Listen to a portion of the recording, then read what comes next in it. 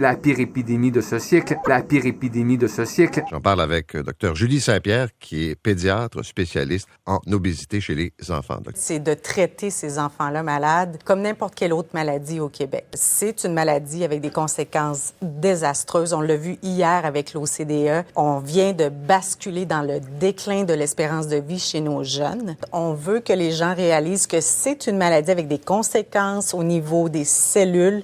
Donc, on ne peut plus parler d'un facteur de risque. Définitivement, oui, on voit les choses graves, les foie gras, on voit le diabète de type 2 qu'on ne voyait pas avant chez les jeunes. On voit des problèmes de cholestérol qui sont associés à des âges très avancés. Mais ce qu'on voit surtout maintenant, là, c'est une atteinte de l'estime de soi de ces jeunes-là qui amènent des problèmes de dépression, des problèmes de suicide, de tentatives de suicide chez certains.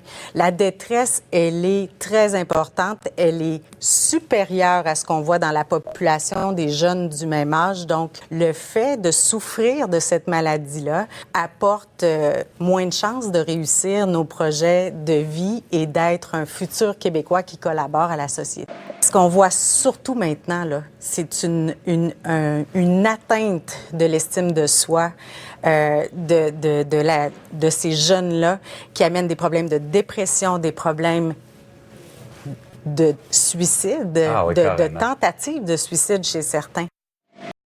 La catastrophe qu'on vit actuellement avec nos enfants.